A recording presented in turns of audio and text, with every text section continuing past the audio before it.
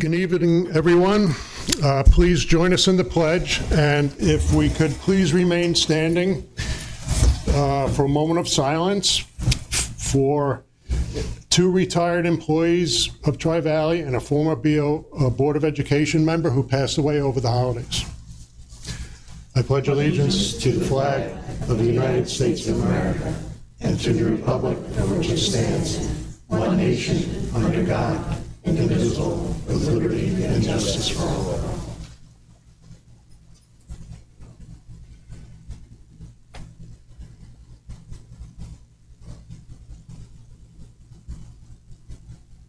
Thank you. Thank you.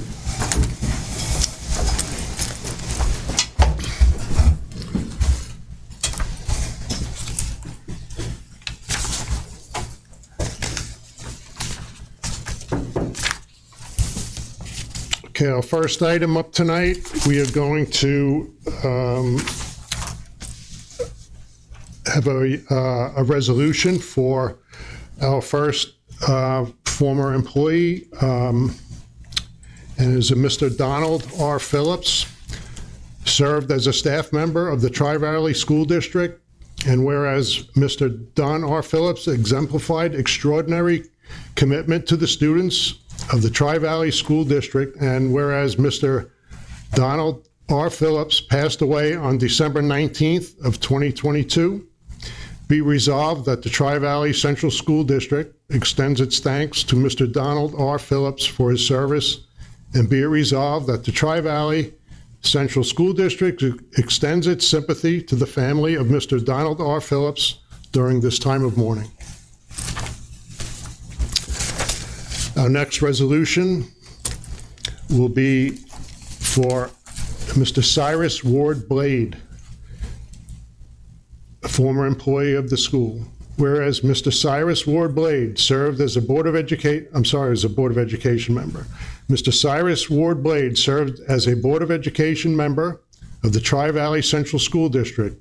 And whereas Mr. Cyrus Ward Blade exemplified extraordinary commitment to the students of the Tri-Valley Central School District, and whereas Mr. Cyrus Ward Blade passed away on December 21st of 2022, be it resolved that the Tri-Valley Central School District extends its thanks to Mr. Cyrus Ward Blade for his service, and be it resolved that the Tri-Valley Central School District extends its sympathy to the family of Mr. Cyrus Ward Blade during this time of mourning.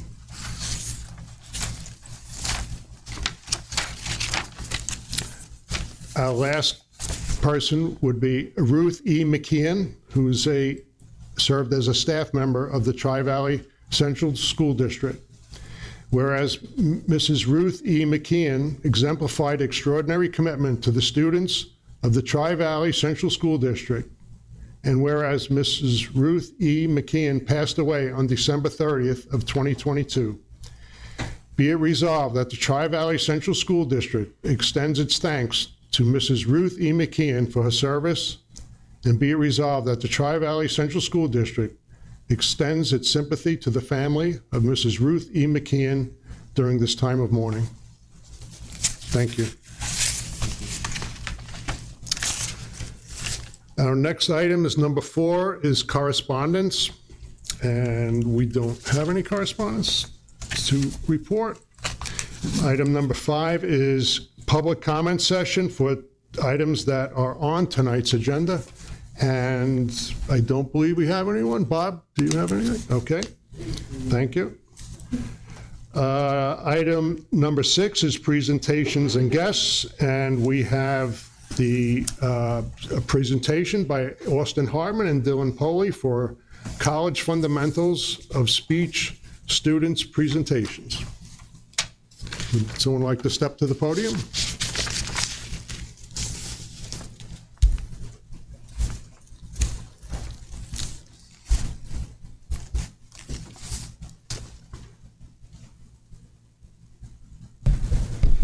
Is this good? All right. Yes. Good evening, Board of Education. My name is Dylan Poley, and I am currently a senior. I have played varsity football for 4 years and other varsity sports for just as long. First, I would like to thank the Board of Education and the Athletic Department for updating some of our equipment. The new helmets are amazing, and I felt the difference as soon as I put them on. The old helmets needed to be replaced, and thank you for replacing them. I also wanted to thank you for finally renovating the weight room. I have heard since my freshman year that we were going to get a new weight room, and it is so nice to finally see that promise come to life. I am here today to voice my concerns on some of our other sports equipment in the school, especially the shoulder pads for the varsity football team. We have received new helmets, girdles, knee pads, and we have even received flak jackets, which are rib protectors. All of this new equipment is great, and I am thankful that we have gear like this, but our shoulder pads need to be replaced. I have played football in the same pair of shoulder pads since 7th grade. They are the exact same model, just a different size as I grew older. These pads barely cover your shoulders. They come down to just about the top of your shoulder and offer no protection to the side of your arm. Some of the players on our team wore the same type of shoulder pads my father wore when he played for Tri-Valley. During multiple games, I have been hit in the shoulder by a helmet or another shoulder pad, and I have received a dead arm or extreme bruising. I can even see the impact from these hits in my other sports and my extracurricular activities. Since football season, my shoulders have been sore, and lifting weights has been slightly painful. I truly believe that this stems from our shoulder pads not covering our shoulders. When I finish playing a game, I am sore from head to toe. I get sore in not only my shoulders, but my chest as well. I believe that the chest protection on our shoulder pads is also an issue. There is no chest protection on the school-issued shoulder pads. An example of a newer pair of pads with protection would be the pair that our quarterback, Austin Hartman, wore. Austin bought his pads with his own money out of pocket. His pads offered an extra layer of protection over his chest, and the pads went down to his lower shoulder. Pads with this level of protection would help chest pain and other soreness our athletes feel after games. A majority of the impact from a hit is taken to the upper body. Updated shoulder pads are necessary to keep our students healthy. I hope the board thinks about the concerns I have regarding our equipment, and the board makes an educated decision based on budgeting, etc. I look forward to seeing my concerns impact the next line of Tri-Valley football players. Thank you for your time. Thank you, Dylan. Austin, do you want to come up?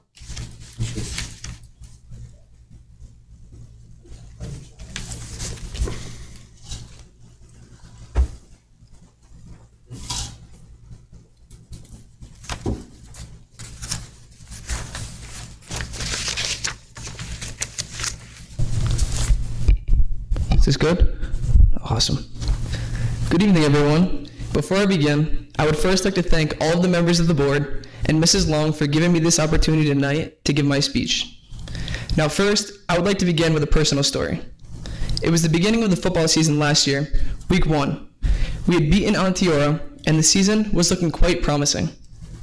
Then, the next week, we suffered a tough loss to Pauling.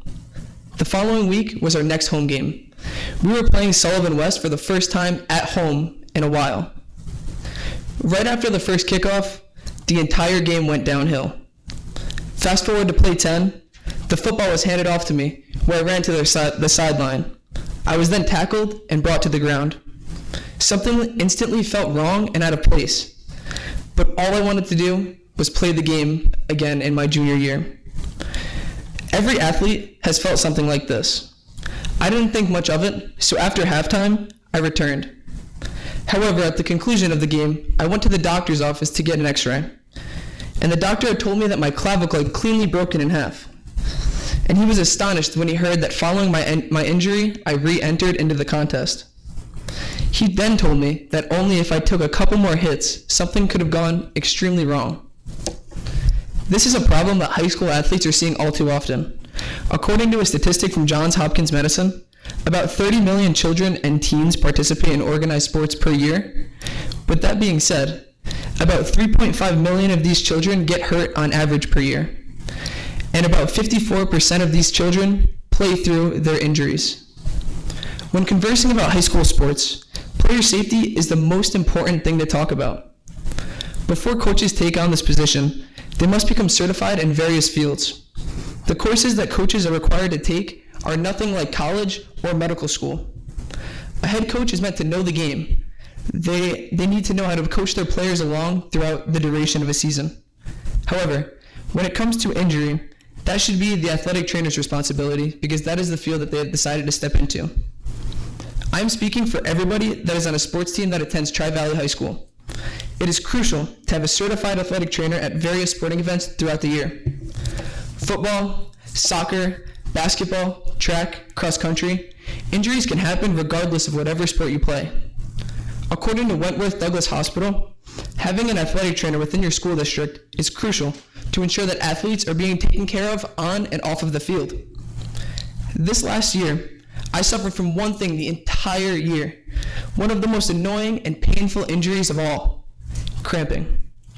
I was sidelined several times this season due to cramping. On occasion, I even received care from our opponent, who always had a trainer on the sideline. However, this issue does not just occur during the sport of football. It could be anything where you decide to push your body to the absolute extreme. This season, all of our fall sports teams could have benefited from an athletic trainer in order to prevent and care for several injuries. As we all know, Tri-Valley is historically known as a small school in the middle of nowhere. Other students that attend these AA schools don't even know where Tri-Valley or Grahamsville are on a map. However, all of our athletic programs over the years have competed with schools that are double our size. Shouldn't we have the same opportunities as these schools? Medical resources, injury prevention, injury care? In this past year, our varsity football team won the Section 9 championship. Our varsity cross-country team won the state championship. And our varsity soccer team also competed in the Section 9 championship. We have shown that we can dominate in any level, in any sport. Just imagine how much better it would have been if a trainer was able to tend to any nagging injuries throughout a sports season. Personally, during my experiences playing football, when I look to the other side of the field and there is an athletic trainer, this adds a sense of reassurance. You know that in case of any emergency, there is a certified athletic trainer by your side at all times. As I said before, having an athletic trainer will most definitely benefit every sports team at Tri-Valley. There are multiple things that have to occur in order to have success throughout a season, one of which is physical health, and I know that this is a thing that a lot of teams may lack. There is one and only one way to resolve this issue. We need a certified professional at various sporting events in order to help athletes recover after they receive any kind of injury. I hope that you can consider having an athletic trainer available at future sporting events. Again, I appreciate the board for having me here tonight. Thank you.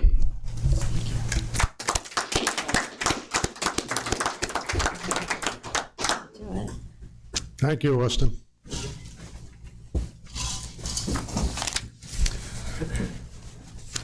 Moving on to item 7 is the superintendent's report. Ms. Erin Long. Good evening, Tri-Valley. I want to begin by wishing everyone a happy and healthy 2023.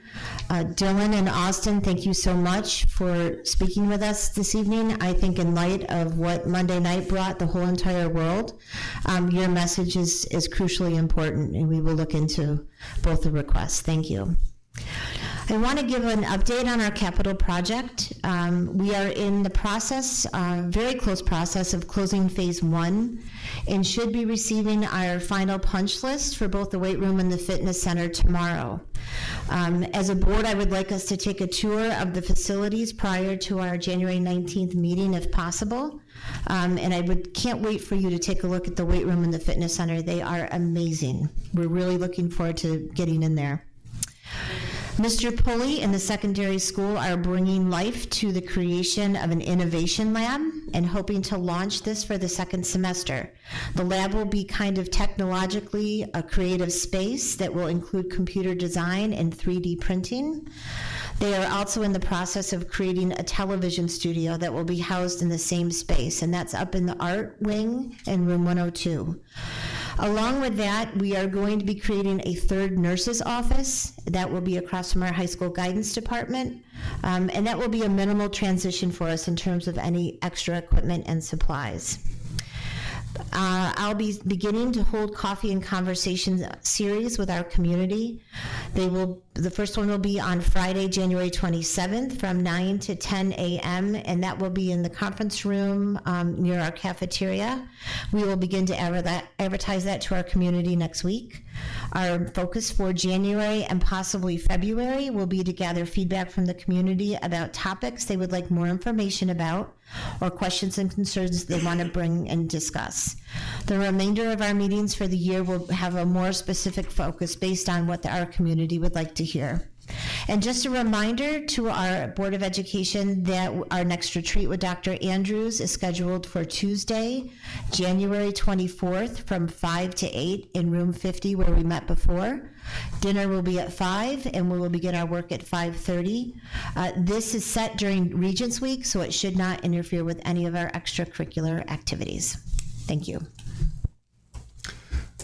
Thank you, Ms. Long.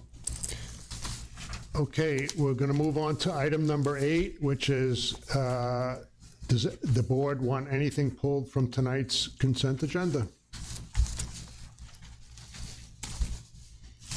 Okay, we'll move on to item 9 for the consent agenda. Approval of the consent agenda, including the business portion. Can I have a motion? Motion. Motion by Pat. Second. Second by Travis. Any discussion? Please proceed to vote.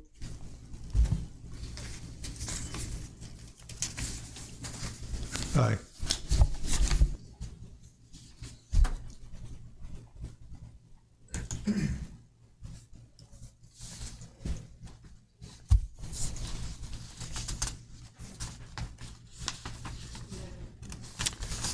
That's unanimous. Thank you. Please, the board resolves the consent agenda. Thank you. Moving on to item 10 is the board committee reports, and we have an informational for policy 6680, the internal audit functions, first reading. That'll be back next month or next meeting. Moving on to item number 11, old business. We have the voting machine discussion. Bob Whitaker, did you want to talk about that? Yeah, just quickly, way back when, in 2022, we had a discussion at the board level, I think it was the December 9th meeting. The district had done some investigation into purchasing electronic voting machines. At that point in time, the discussion, I believe, amongst the board seemed to heavily weigh in that that was the direction we wanted to go to. So now that we've had a little time to think about it, just before we start really moving forward, I wanted to see if there was any objection or any more discussion before we move forward with that. I object to it. I think we can. I said my piece the last meeting. I think we didn't have any trouble with what we had. Sure, the board had to sit there and wait for the results for 3 or 4 hours, but hey, that's what we elected for. Those machines, you're just going to have problems with, like everybody else has had over the years. I don't think they should be, money should be spent for them here at Tri-Valley.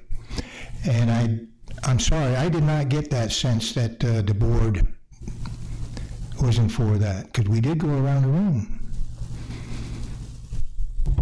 I know I was definitely in favor of the voting machines. I think it was inferred that I had a problem with the people who were counting when I expressed support for that. That was not the case at all. Basically, I felt for the individuals who were here until 2 a.m. Some of the ladies are in the back. They were here since probably 9 o'clock in the morning when their regular workday started, if not earlier. And they were here till 3 o'clock, 2 o'clock in the morning, whatever it was. I didn't think that was something we should ever expect of them again. I thought that was unnecessary. I don't have concerns with the security as Mr. Dean does, but I know, again, I'm in support of the machine. I don't want to have anybody have to sit there for hours and hours and hours counting. That just seems, in this day and age, I don't think it's warranted. I have full faith in the individuals who run our elections, but I think it's a tool in our toolbox that would move things along. But that's just my opinion.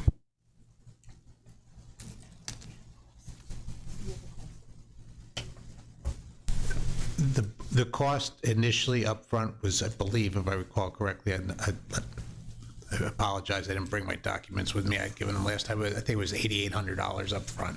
Okay. And then it was about $1,900 per year, including ballots. Thank you. So is that for one machine? Yes. And what happens if the machine goes out in the middle of the? In the presentations that I've seen, there is the ability to have an auxiliary lockbox so that when the machine comes up, it will, according to the presentations and according to people I've talked to that have used the machine, once it comes back up, say there was a power outage for some reason or a shortage there, it will, it's pretty high, not high tech, but high security, but it will pick up where it left off. And we have, quite a few ballot boxes here, so in case we had to lock ballot boxes up while it was down. So you're saying we could switch to manual in the middle of the? Well, when you say switch to manual, yes, you can always revert back to using the electronic when it comes up, and the votes that are in the ballots that are in the machine, suppose you couldn't get back, the thing just flat out died. You could always revert to completely manual because you can always get them out and count them again.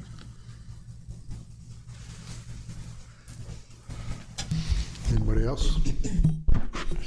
I am in complete agreement with Pat. Nobody should have to sit through such a daunting task, the amount of hours that our volunteers put in, and I believe the volunteers are also in favor of the voting machines, if I remember correctly. So That's a good question. Is that true? You've heard that? I can honestly say that the people that worked the election, I did not ask 100%. There's a lot more than just the two people sitting here. There's a lot of people involved in the election process. We looked at it based upon last year's sheer volume, which at 900 whatever votes it was, takes a lot of time to count individually. Like I had said, 4 years ago, however many years ago was when we lost the ability to use the county voting machines. We looked into it initially then, and looking at the turnout, most of this county has seen a decline in voter turnout for budget elections, some to the point that they're like 150. We had been down to 2 something, I believe, and now last year we crept up and it really, it was pretty heavy. So we investigated based upon, the amount of time, not so much the expense that was incurred, but the amount of time and energy it took to do that. So, we looked into it and we presented to the board as far as a canvassing of all the election workers. And I know I didn't do that. It was just checking it out from people in-house that were working on it. Just one quick question. What was the 1,900 a year? I just don't remember. So What the every upkeep year was. you have you have the cost of the ballots. This is probably, which I forget, and you got to, of course, we'll always get to May, and then you have the setup for that day. There's an electronic setup that's an annual thing you have to come and take care of. Thank you. Yep. The machine? Yes. Every year, that's part of the setup, Part of that fee. part of the fee. Okay. Bob, do you have an idea what the life expectancy is of a machine? No, I know there's some that have been in there 12, 15 years using it. I think they're on version 2 or 3 of the machine. They updated it about 2 years ago. I know we cycle out printers and computers every, It's 4 got, years, 5 years. I venture to say its lifespan has a better life expectancy than a Chromebook. I hope so. If I may, what was the issue with the ones downtown this past year? seemed to me that people had trouble, it was taking a long time to fill out the ballot, manually fill out the ballot. It was difficult to read, and the machine itself seemed to perform, but the ballot was filling out the ballot took a long time. What's been our average of voting individuals for the last 10 years? Here at the school? Tri Valley. No, this will be a little skewed. I've been here 8 years. When I first got here, we were in the upper 300s to 400.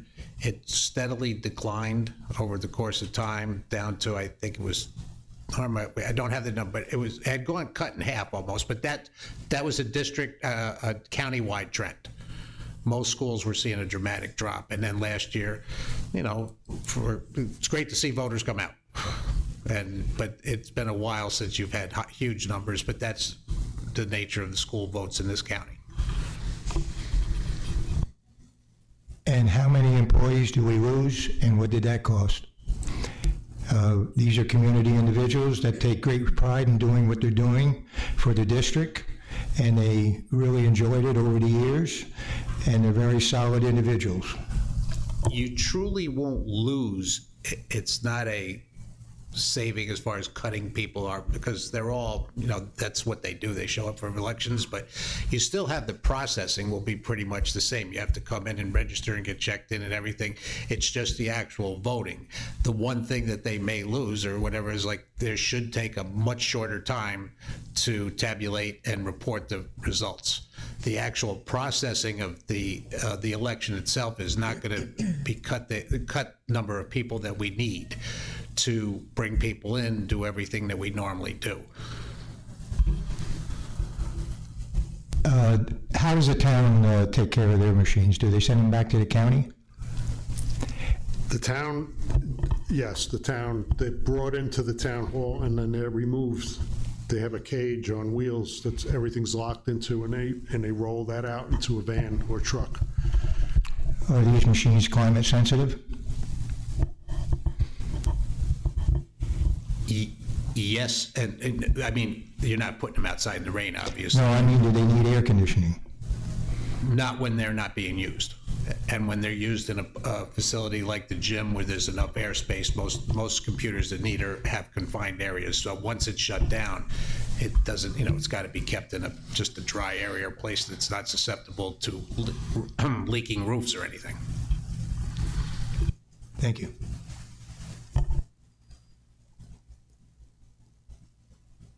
Anybody else?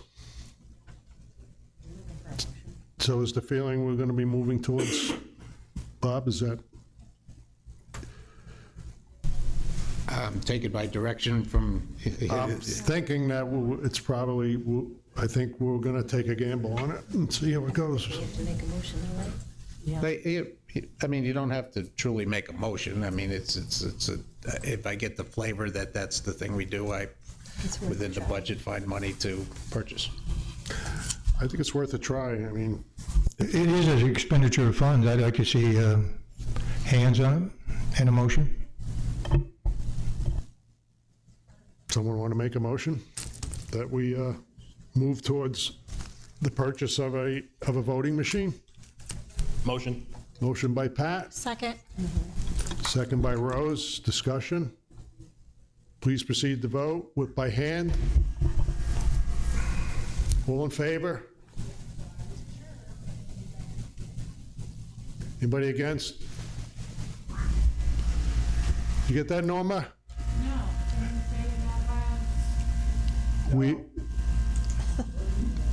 No. George is a nay, and the rest of the board is for the purchase of the machine. Thank you. Did you get the motion by Pat and second by Rose? Yes. Okay, thank you.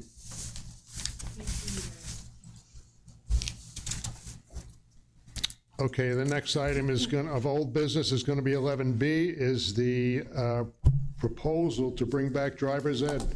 And Superintendent Erin Long has some information on that. So in your packet tonight, you've got a piece of paper and this right here. So if you flip it over to the back side, we'll talk about driver's ed first. We're doing a little research around driver's ed program. Our student government is gathering some feedback from our student body to see if that is something that they would be interested in. I've also talked with Matt Haynes, our TVTA president, to reach out to see if there's any faculty members that might be interested in achieving their driver's ed certification. There are some accredited programs in our area, and most of the courses are online. The district would incur the cost for that certification with the stipulation that if we pay for the certification, you must remain in our district for a certain amount of time or pay that back. That would be an option. And with that option, we would have to create a new position, and that would cost the district up to about $120,000 between salary and benefits. If we were to do it through the avenue of purchasing a school vehicle on a state bid, that could be anywhere up to $50,000. If we were to lease a school vehicle, that would be through Rolling V, and that would be $50 to $60 per hour. We're still waiting to hear back on Rolling V whether or not they have any certified people in their bus fleet that could do the teaching. And then we would have to budget for some classroom instruction equipment. That would be about $10,000. We are also looking at a non-credit bearing offering through driving schools. Right now, the approximate cost is about $50 per hour per student. And Bob and I are going to talk with somebody from the Interborough Driving School next week to learn more about that. So I will get some more information as we finalize and bring it to you, and then we can make a decision.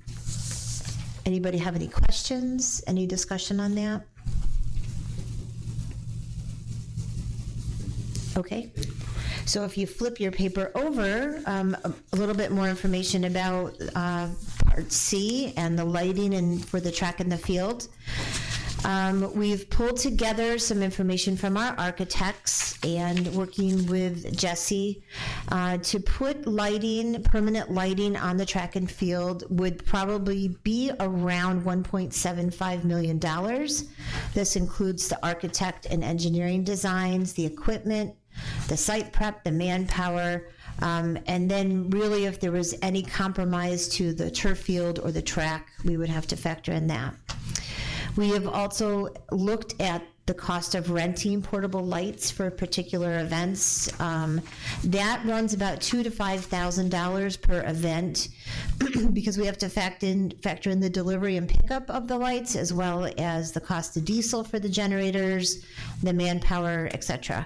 I put some extra notes inside my thoughts around that about giving an opportunity for all of our sports teams throughout the season to maybe host one varsity game at night for all sports for kids. But there would be different regulations for football, soccer, and track versus baseball and softball as far as height, so we'd have to be mindful of that. We also did some work around the purchase of our own portable lights. That expense would be about 17% the cost of installing permanent lighting for the track and field, and they would be portable, so we could use them at any athletic event, any community schools event. I gave some examples about an evening outdoor movie for our families, hosting a Relay for Life walk or other similar kind of walks. But a portable set of lights we could move easily around the campus. They would be ours. We wouldn't have to worry about trying to reserve or pick up or deliver. We also could lend those out to folks in our community and then maybe even rent them to school partners if necessary. So I did attach one estimate that we got from United Rental, and it just sort of gives you the key features and the specs. This particular unit would cover the height that we would need for softball and baseball, as well as what we could use for the track and field. And they're about $15,600 per light. And if the campus was to purchase, the district was to purchase 6, we'd be looking at about $95,000. But again, they would be ours and portable. We could use them anywhere and everywhere. which I think might be a little bit more universal for us, a little more versatile. So something to take in and consider, and again, we can continue to look into this and make some decisions from there. Work in progress. Work in progress. Any questions on that? Quick question. I knew this was coming up, and I was actually thinking about this on the ride here. The lighting over in the admin area in front of the building, that would need to be addressed as well. If we're going to look to have a lot of night events, I know the bonfire, that is a light desert. There's nothing over there. The kids are just, they're illuminated by headlights. So it's something to consider whatever avenue we go. Maybe even just without doing anything for field lights, there just needs to be more lighting over there. Okay, yep. Just a thought. Good idea, thank you. Pat, when were they put in, When was what put in? the lights you're talking about? I'm saying that there is a lack of light. Lack of- If Oh, we lack do of. something for the field, the Yeah. parking lot area behind the building is like a light desert. There's some lighting, but there's not enough. If you're going to have people, walking on a gravel parking lot at night, it's not just a cost of portable lights or permanent lights, it's additional lighting to be added on. No, the only reason I ask is they've come a long ways with lighting, and I just suspect there are not LEDs, and LEDs is illumination is much better, substantially better. So that's the reason I ask for the age, and they can be changed right on the pole. But right now, there are no lights over there in the parking lot. There's lights on the building, but there's no large lights like there are in the parking lot here to illuminate. Oh, there's none. No. I stand corrected. That's the Thank you. problem, yep. Okay. All right, thank you. Moving on to item 12, public comment session for items that are not on tonight's agenda, and we have Justine.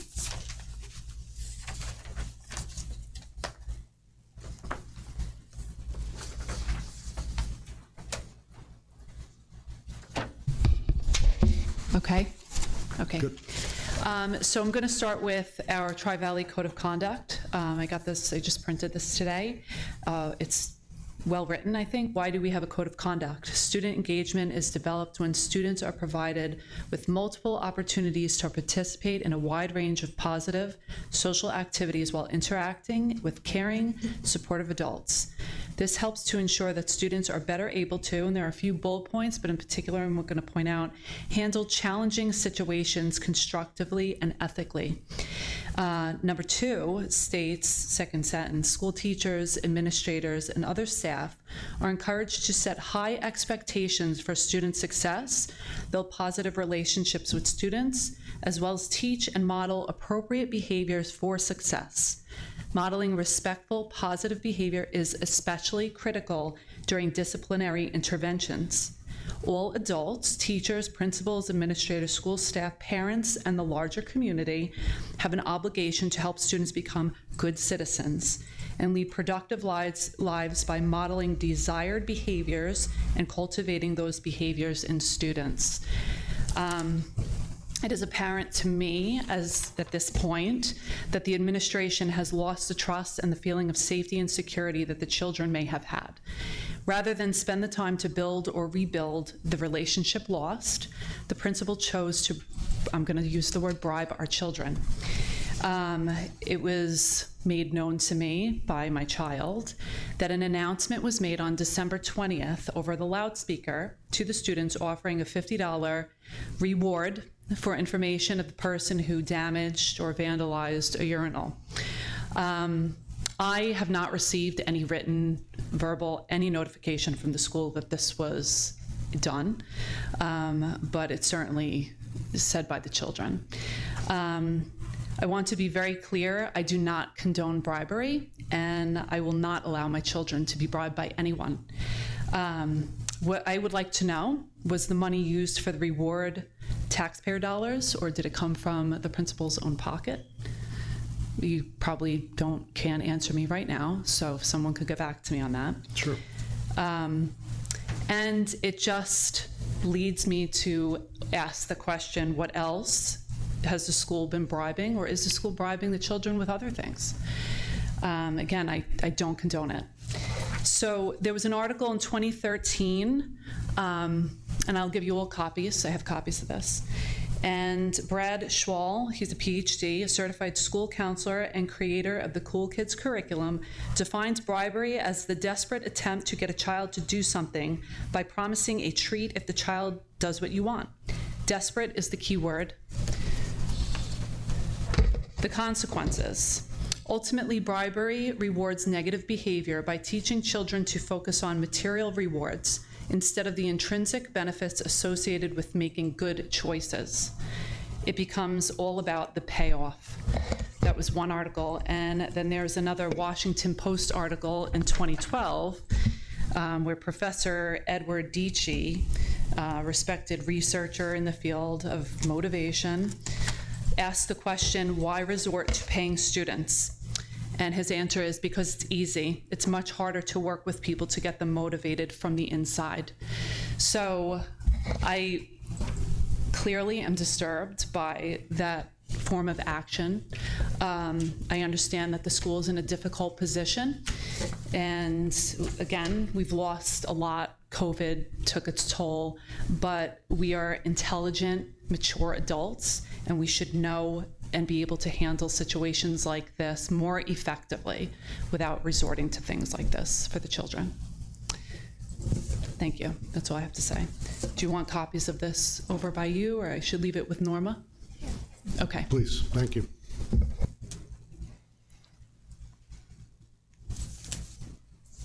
Mr. Curry, would you like to step up?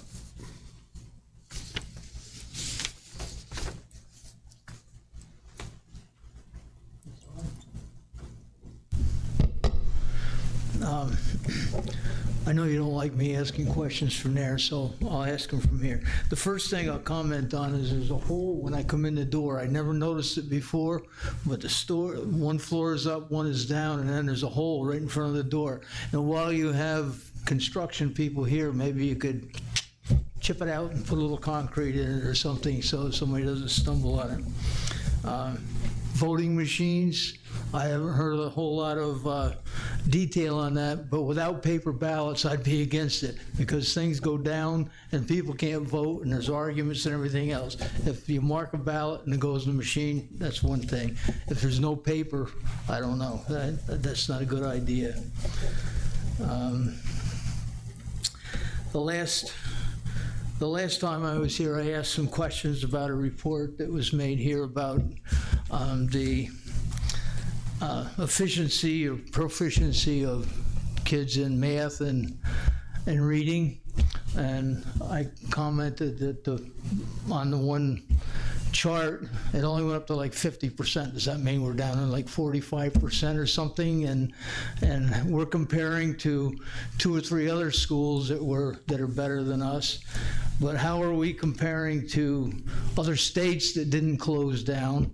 How are we comparing to those states as far as when our students apply to college and they're compared to 2 or 3 other schools here, and they're competing with people from Japan and China and other states that didn't close down and have more proficiency? How are we comparing with them? I'd like to know a little bit more about that. I thought somebody would get back to me with information, and I still would like to meet with the lady that made that presentation. I talked to Aaron, and we're working things out. I don't mean to go behind anybody's back or anything, but some things mean a lot to me, and I will pursue them, whether it's quietly or publicly. Let's see if there's anything else here. Oh, there's one thing I noticed on the agenda here tonight, that on the very last page. I know you don't want me to talk, but number 15, board comment session. Does that mean that the board can't comment during the meeting and ask questions and is held to the end? I always thought the board had freedom to ask anything they wanted or comment on anything as the meeting was going on. It's just an observation. I don't know what it means. Maybe I'm not the only one that feels like maybe I'm not being able to be heard. And your general policy for people speaking is kind of offensive to me. It's like you say, come on down, I'm glad to see you here and you're participating in your kids' education, but shut up, don't ask any questions unless you sign up, you know. I have ideas that go through my head here, and I would like to, you know, when somebody asks, does anybody have any comment, I'd like to be included in that sitting out there, because I have ideas that I believe are probably pretty good and valid. So, thank you. Thank you, Bob Curry.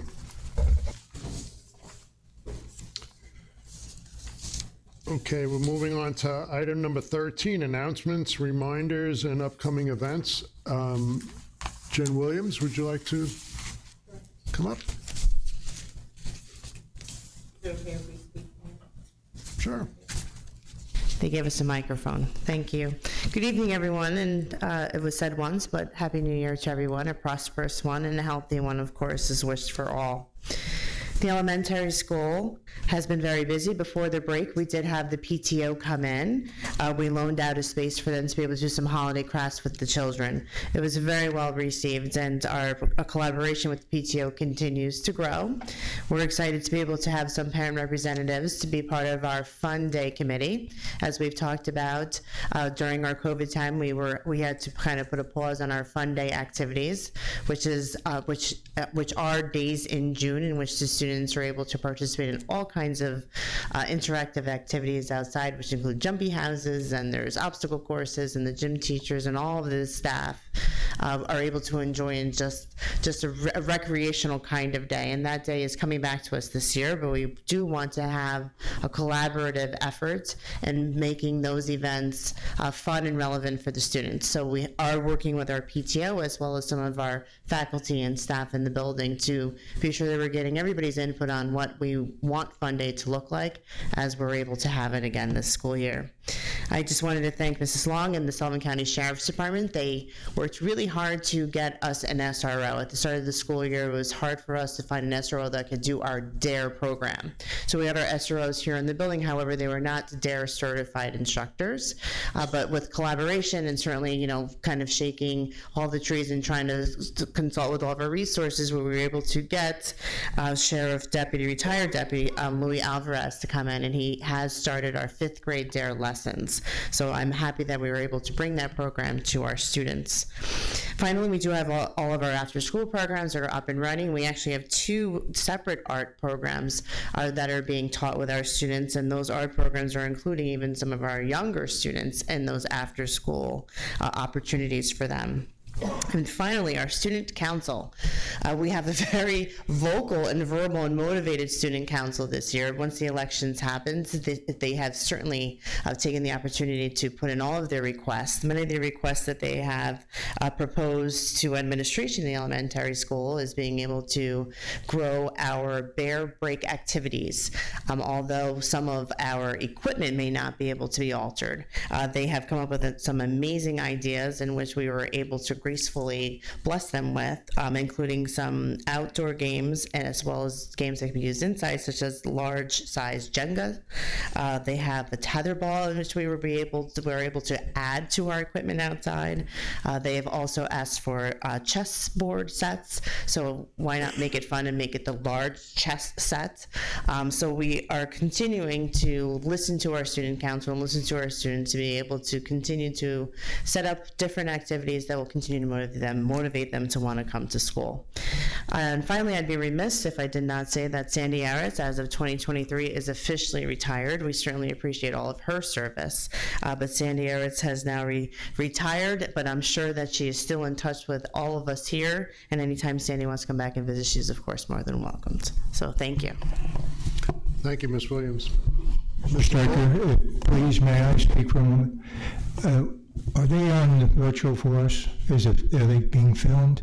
Because there's a lot of new people in the district, and they're listening to this, and they want to put a voice to the face. So I just asked that question. We are live. I don't want to turn the camera on the audience. That's not my purview. So in other words, they have to come to the podium. if it's not too much trouble, but No, thank you. Sure thing. So the voice that you were just hearing is Jennifer Williams, elementary school principal. So now that No, it's I now know. aired. I know who you are, but. Yes, and now I'm on camera. Thank you. Thank you. Mr. Pulley, if you would like to step up, that would be great. Thank you. Good evening. I sat there and I so much wanted to follow up after Dylan and Austin's presentation because the accolades from the fall for all of our sports programs continued, and just recently both Dylan and Austin were named as All-State in 8-man football, which is quite an honor. Also with our FFA program, between our two teachers, Ashley and Tara, they continue to just bring new things into the program. Most recently, they got a $1,700 grant, being recognized by the New York State FFA for being a high-quality growing program. So it's very nice to see that. In January, there's 2 opportunities where they will be going for FFA activities. The winter weekend is the 13th through the 15th, which is next weekend. And at the end of the month, the 28th and the 29th, is the Leadership Conference in Syracuse.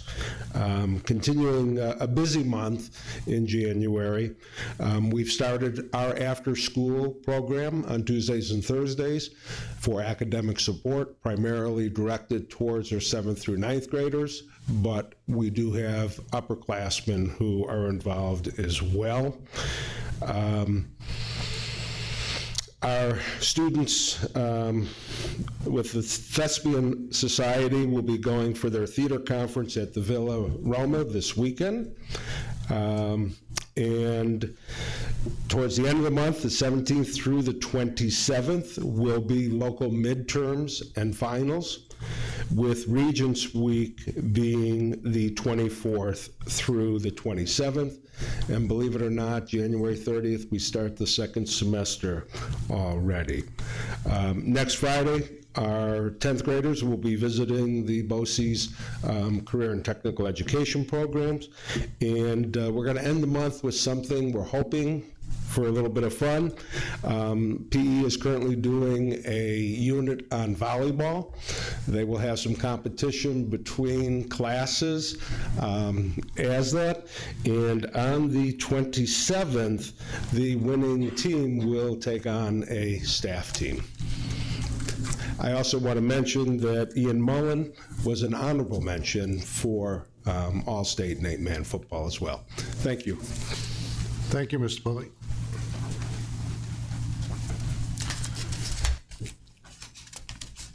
Danielle, or would you like, and Ms. Kelly?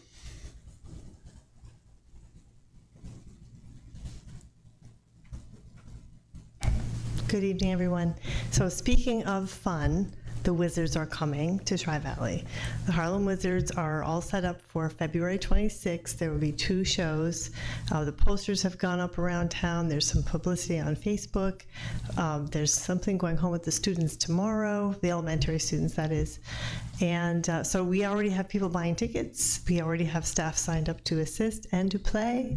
So we're really excited about that. And as part of our community outreach for just it's part of our grant funding that we're using, dedicating towards events for families. So we're trying to, to engage people, bring them in. And while they're here, we may be able to ask them some questions about some community school events or initiatives, or just start to get some input from them as to what they're looking for. As Aaron mentioned with the coffee and chat, if that was called, I'm sorry. Anyway, something like that we'll be able to follow up on perhaps and get more information. So that's the big thing that's working on, in addition to everything else. Testing, Dave mentioned, we have computer-based testing for the New York State ELA and math test, and we have to do computer simulation tests actually with our students. this month also. It's a one-period test. It's not a big deal in terms of testing, not like the midterms and everything else, but we do some mid-year testing, and the state requires us to prepare the students to take the tests on the computers, although they've been doing it for years. They have to practice every year. So, any questions? Thank you, Ms. Kelly. Thank you. Okay, moving on to item 14 is new business. And item A is a resolution to create a position for a school psychologist. Can I have a motion? Motion. Motion Second. by Pat, second by Danielle. Any discussion? Please proceed to vote. Aye.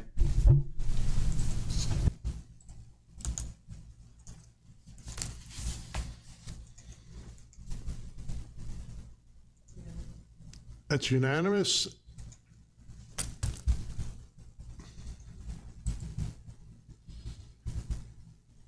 Actually,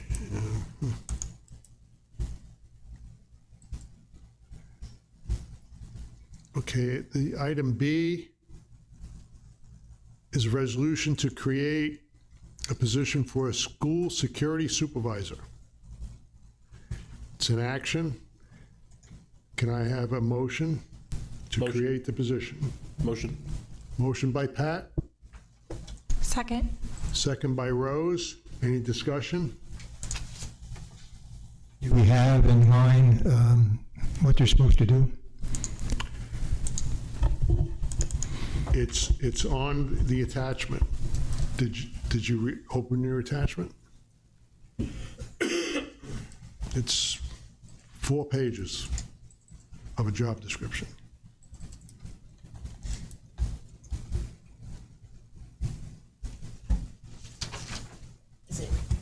Is it in your packet? Not that I'm aware of, which is my fault. Anybody else? Okay, please proceed to vote. Aye.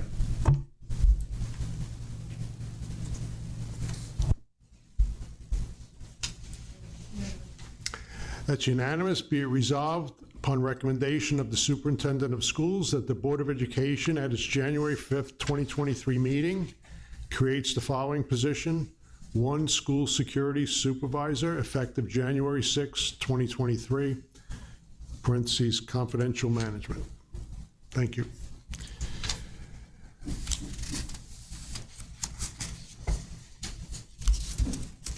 Next item is the resolution for the NICLAS and NILAF. Let me move to that. That is an action. Can I have a motion to move that forward? Motion. Motion by Pat, Second. second by Travis. Any discussion? Mr. Whitaker, could you explain this a little bit in layman's terms? Is this something that's new that or I don't remember this before? So what this is, it's actually our district, along with 5 others, are a member of the Sullivan County Workers' Compensation Consortium. That's where we get our workers' comp insurance from. We've been in it for years. Each one of our districts up there, depending upon how many years you've been in there, your loss rates and everything, we have a fund balance up there. We have money. NICLAS and NILAP are both set up for municipal areas it's a banking thing, and their rates are substantially higher than any bank because they don't have the overhead, and it's set up just for municipalities you're allowed to use. I've looked at it seriously for our monies, but that's another long story. So what we talked about was the ability to utilize our reserve funds up there, which most of our districts, we have the money up there, but it's sitting there at your, whatever you guys are getting in the bank, not much better. So NICLAS and NILAP are set up as for municipals. Their rates are probably 3 times higher And it is a secure, I've gone over this with our auditors, Justin, and looked through it and everything like that. It's a lot of people use it, but it was just something that the consortium decided, let's see if we can get our districts to agree to, we could use them. It's pretty similar to the type of banks we have, you can get your money pretty easily and stuff like that, but it's just better interest more than anything else. Thank you very much. Anybody else? Okay, please proceed to vote. Yay.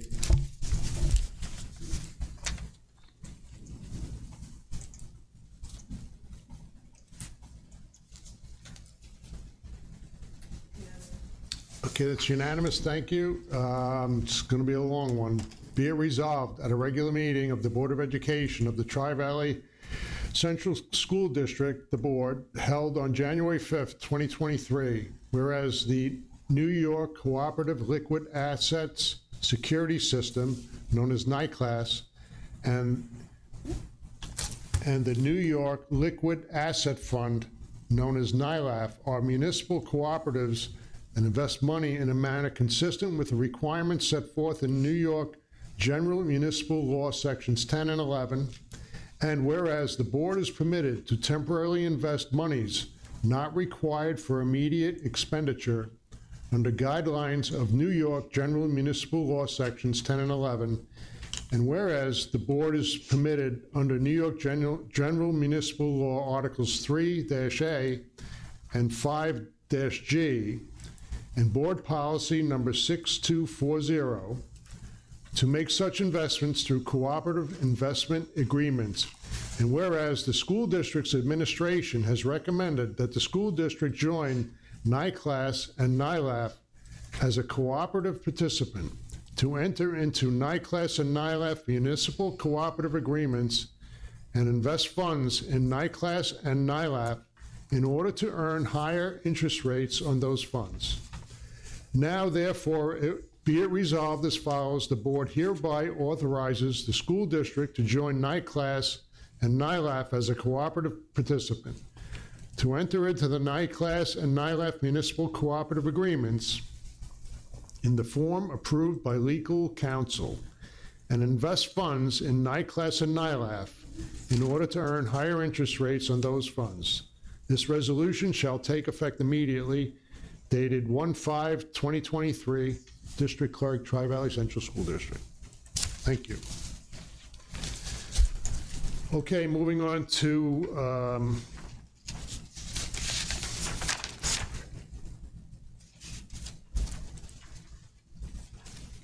I have one other item on new business I'm overlooking here. We have a last-minute addition to our new business, and that is a resolution to remove the tinted film off of the windows in designated areas throughout the school. And I need a motion to accept the resolution, and then I'll read it. So moved. Do I have a motion? So moved. Second. Who? George. and George? I was second. George, and who second? Pat second? Any discussion?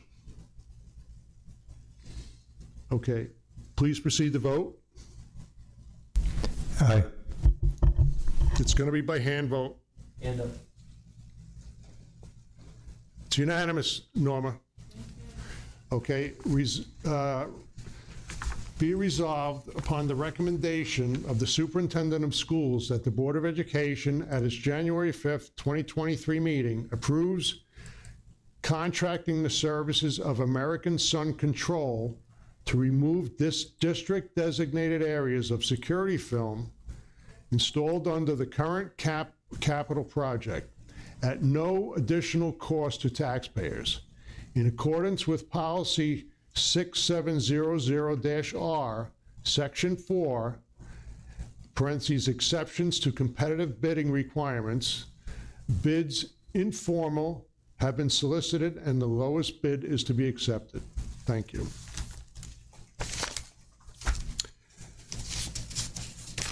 Okay, now we are moving on to item 15, which is board comment session. Does anyone have anything that any comments or questions that they want to ask within the board? No? We're good today? If I may, George? elementary gym, what's the status of that? Well, I know the architects are looking at it. If Erin, you want to fill in some of the blanks for me? So we had one of our architects come last Thursday and take a look at a mock-up that was installed right before our holiday break. The architect met with Bob and a couple other people and determined that the mock-up is not going to work either. So we are in the process of going back to the drawing board to take a look at another reconfiguration for the ceiling in the elementary gym at no cost to us. This will be absorbed by the architect firm. And so unfortunately, it's going to stay as it is. We have protective netting up in there right now. And while it's a little bit of an eyesore, I think the kids are still participating very well in physical education. But we're going to do this right, and we're going to take some time to reevaluate our options. Does it allow participation in there? Yep, the gym is fully functional. And Bear Cub will be starting? Bear Cub is starting January 9th. And that doesn't need to be approved by the board? Bear Cub? Yeah. I thought every time anybody offers a facility use form, we have to approve it for insurance purposes and liability. The board has not done that for the last probably 7 years. There were so many instances where submissions were made and there were delays because of the board schedule that it was basically the board at the time decided that it was at the discretion of the superintendent. If anything out of the ordinary came up, then that would be brought to our attention on an individual basis. But things that were recurring, we basically just went ahead and let the superintendent approve those things because things were getting held up and it was causing issues. I don't have a problem with that, but I'd just like to know when things are going on because people were asking me when things are going to go on. And Bear Cub was part of it, that's all. And I couldn't answer that. Well, I will let you know that Bob and I have met with Omar a few times now. We have over 140 students in grades 1 through 6 participating. They'll be utilizing every space they can here, and practices will start on the 9th. Anyone else? Rose, Danielle? Guys, no? I wasn't quite finished. I just want to explain why I asked the guests, the principals, to come up, because communication we've been talking about and getting out the word and getting our people out there, and what better place to do it here at Tri-Valley to showcase our people. I mean, I think that's great, but I didn't mean to offend anybody. It was just, I just like to show the people who we have, and that's a good thing. Sure. Thank you. You're welcome. Okay, we're going to move to item 16, adjournment. I have a motion to adjourn. Motion. Motion by Rose. Danielle. By Danielle. Second by Pat. Please proceed to vote. Yeah.